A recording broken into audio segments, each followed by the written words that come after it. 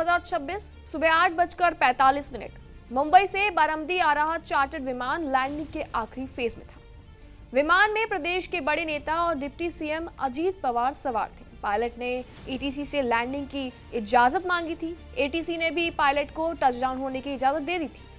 विमान को उड़ा रहे थे कैप्टन सुमित कपूर और उनकी को पायलट कैप्टन शांभवी पाठक। बताया जा रहा है कि एटीसी की ग्रीन सिग्नल मिलने के बाद पायलट ने विमान को उसी तरह उड़ाया जैसे उन्होंने सिग्नल दिया था, लेकिन जब वो रनवे के पास पहुंचे तो पायलट ने लैंड करने के बजाय विमान को वापस उड़ा दिया।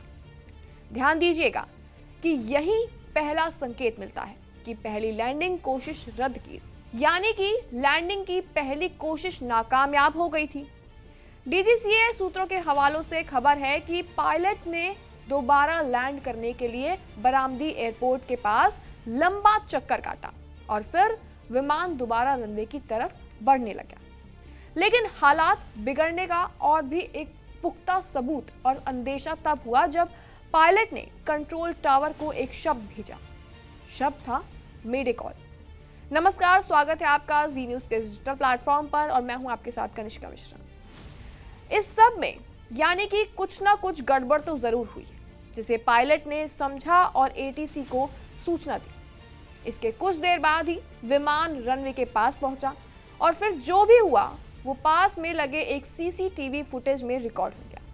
आगे बात करेंगे इसके ऊपर, लेकिन पहले आप जरा ये सीसीटीवी फुटेज देखिए। वीडियो में साफ दिख रहा है कि प्लेन पूरी रफ्तार से नीचे की तरफ जा रहा है और उसके अगले ही पल आग के गोले में आसानी से आसमान में दिखता हुआ थी। वीडियो से ये बात साफ हो रही है कि कोई कोहरा नहीं है। हालांकि मुमकिन ये है कि ऊंचाई से विमान को उतरते वक्त कोहरा दिख रहा, यानी कि मुमकिन ये भी है कि कोहरे की वजह से पायलट को रनवे का अंदाजा नहीं हो सका। वहीं हादसे के पीछे दूसरी थ्योरी ये सामने आ रही है और डीजीसीए के सूत्रों के मुताबिक ये बताया जा रहा है कि बारामती एक टेबल टॉप रनवे है, यानी कि रनवे के किनारों पर जरा सी चूक और बचने की कोई भी गुंजाइश नहीं बचती है। लगभग 100 फीट की ऊंचाई पर विमान का संतुलन बिगड़ता है और ये वो पल है जहां गलती सुधारने का वक्त खत्म हो जाता है। इसके बाद अगले कुछ सेकंड विमान रनवे तक पहुंच ही नहीं पाता। रनवे के किनारे से पहले सीधे जमीन से टकराता है। अब सवाल ये उठ रहा है कि क्या बिना आईएलएस वाले छोटे एयर स्ट्रिप पर विजुअल लैंडिंग का जोखिम जरूरत से ज्यादा था? विमान में कोई तकनीकी खराबी आ गई थी? पायलट की लैंड करने की पहली कोशिश नाकामयाब कैसे हुई? क्या पायलट को रनवे नहीं दिखा? क्या लैंडिंग गियर खुला ही नहीं? या फिर क्या प्लेन का एयर ब्रेक काम नहीं कर रहा था?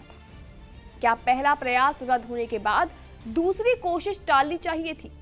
सवाल तो यह भी है कि लैंडिंग के वक्त प्लेन की स्पीड इतनी ज्यादा क्यों थी? क्या पायलट ब्रेक लगाने में नाकामयाब हो रहा था?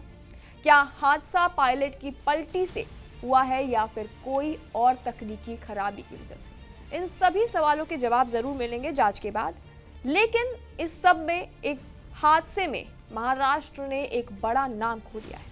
अजीत पवार इस विमान में सवार थे और इस हादसे में उनका निधन हो गया है। क्या लगता है आपको? कमेंट सेक्शन में अपनी राय जरूर दें और ऐसी तमाम खबरों के लिए बने रहें जी न्यूज़ के साथ।